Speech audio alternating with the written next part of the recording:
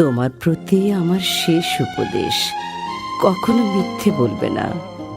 বিপদ এলে আল্লাহর উপরই ভরসা করবে। আসসালামু আলাইকুম রহমতুল্লাহ। সত্য হলো আল্লাহর দেওয়া একটি মহান নিয়ামত। সত্য বলার মধ্যে লুকিয়ে আছে শান্তি ও বরকত। আমাদের প্রিয় নবী মুহাম্মদ সাল্লাল্লাহু আলাইহি ওয়াসাল্লাম বলেছেন, সত্যবাদী হও, কারণ সত্য মানুষকে ন্যায়ের পথে পরিচালিত করে এবং ন্যায় মানুষকে জান্নাতে পৌঁছে দেয়। তাই আসুন আমরা সবসময় সত্য বলার চেষ্টা করি এবং আল্লাহর সন্তুষ্টি অর্জন করি।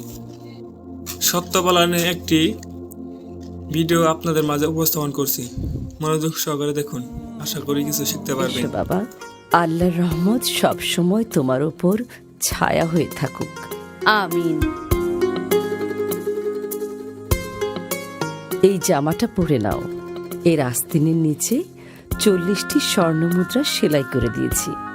আল্লাহ এইটুকু তৌফিকই দিয়েছেন, সাবধানে রেখো। অনেক শুক্রিয়া আম্মা। আর হ্যাঁ, আমার শরীরটা ভালো যাচ্ছে না, কিয়ামতের আগে আর দেখা নাও হতে পারে।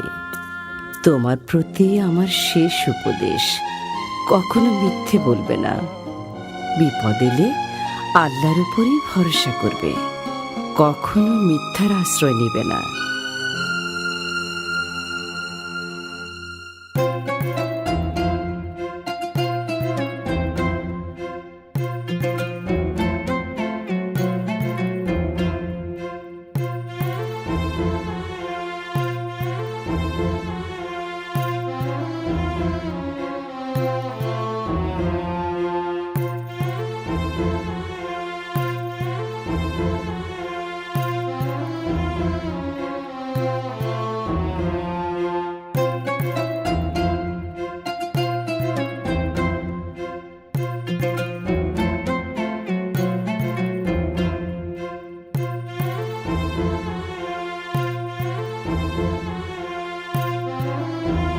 সবাই তো মনে হয় আরাম করে ঘুমাচ্ছে।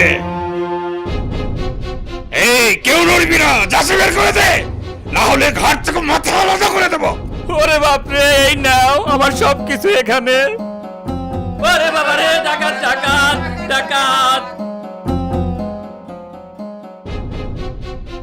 এই ছেলে, কোথা থেকে আসছো তুমি? হ্যাঁ, সবাই তোমারে থুয়ে পালাইয়া গেল। বিদেশ কাদের সাথে যাচ্ছ তুমি? গিয়ে কি করবা?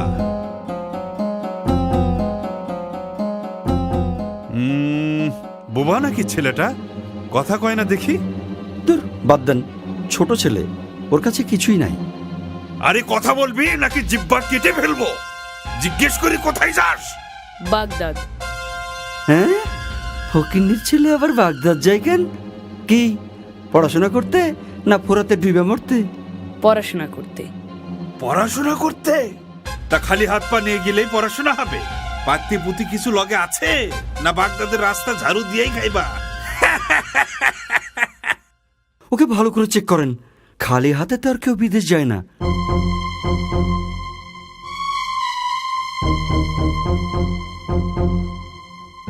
না, এর কাছে দেখে আসলেই কিছু নাই।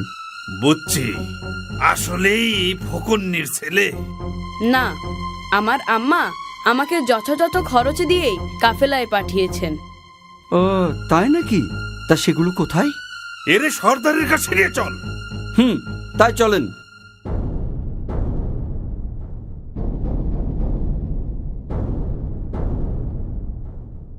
সর্দার, এই পোলা নাকি বাগদাদ যায় পড়াশোনা করতে, কিন্তু ওর কাছে কিছুই পাই নাই। হয়তো কিছুই নাই, বড়দের সঙ্গে যাচ্ছিল। আছে ওস্তাদ, আছে। ও নিজে বলছে ওর কাছে অনেকগুলো স্বর্ণমুদ্রা আছে।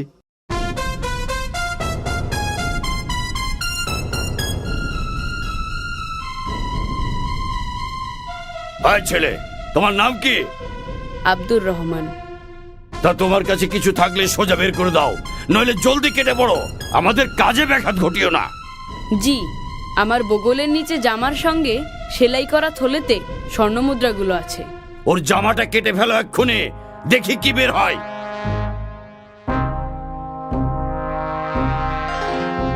পেয়েছি সর্দার, 40টা খাঁটি স্বর্ণের মুদ্রা।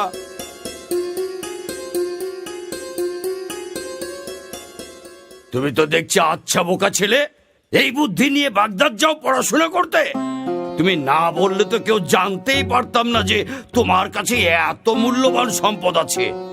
আমার লোকেরা তো তোমার শরীর ঘেটেও কিছু পায়নি।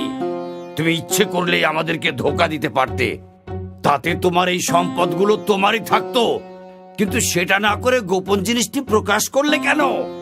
কারণ আমি আল্লাহকে ভয় করি, সেই সাথে আমার আম্মার উপদেশ যেন কখনো মিথ্যা না বলি। বিপদে পড়লে যেন আল্লাহরই আশ্রয় চাই, মিথ্যার নয়। কি বললে তুমি?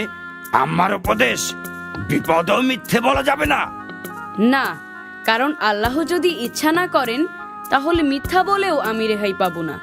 তাই আমি তার কাছেই নিজেকে সঁপে দিয়েছি, মিথ্যার কাছে নয়, তোমাদের কাছেও নয়। আর আমাদের নবী বলেছেন, মিথ্যা হলো সকল গুনার মা। মিথ্যাবাদীকে আল্লাহ কখনো ভালোবাসেন না। সামান্য এক বাক্য মিথ্যায় তুমি তোমার কষ্টের জমানো সম্পদটুকু রক্ষা করতে পারতে। আমি বরং তার চেয়ে বড় সম্পদ রক্ষা করেছি, সেটি হলো সত্য, মহান আল্লাহর হুকুম আর আমার মায়ের উপদেশ। স্বর্ণমুদ্রার জন্য আমার কোনো আফসোস নেই। সত্যের চর্চায় এতটাই নির্ভীক এই বালক, এই সাহস, এই ভরসা সে কোথা থেকে পেল? কত বড় সাহস! সর্দারের মুখে মুখে কথা! তোর ঘাড় থেকে মাথাটা নামিয়ে দেবো আজ। থামো! কাল কেয়ামতে মহান রবের সামনে আমাকে মিথ্যাবাদী হিসেবে দাঁড়াতে হবে না। এর চেয়ে খুশির সংবাদ আর কি হতে পারে? এই বালক মায়ের কথার অবাধ্য হচ্ছে না, আর আমি আল্লাহর অবাধ্যতাকে পেশা বানিয়ে নিয়েছি। হায় খোদা, কি হবে আমার পরিণতি? আমাকেও তো একদিন মরতে হবে। কাল কিয়ামতে আল্লাহ যখন জিজ্ঞেস করবেন দুনিয়াতে আমাকে লুটপাট করার জন্য পাঠানো হয়েছিল কিনা, তখন আমি কি জবাব দেব? আমাকে তুমি ক্ষমা করে দাও বাবা, ক্ষমা করে দাও। আজ তুমি আমার চোখ খুলে দিয়েছো। কত শত মানুষকে আমি লুণ্ঠন করেছি, তাদেরকে পথে বসিয়েছি, পদে পদে আল্লাহর হুকুমের অবাধ্য হয়েছি। তুমি আমাকে সঠিক পথে তুলে দাও। সঠিক পথে তুলে নেবেন আল্লাহ, ক্ষমাও করবেন আল্লাহ। আপনি শুধু তার কাছে তওবা করুন আর প্রতিজ্ঞা করুন যে ভবিষ্যতে কোনো দিন আল্লাহর অবাধ্য হবেন না, ডাকাতি করবেন না, লুটতরাজ করবেন না। এই আমি তওবা করছি। আর কোনোদিন পাপ কাজে নিজেকে নিয়োজিত করব না।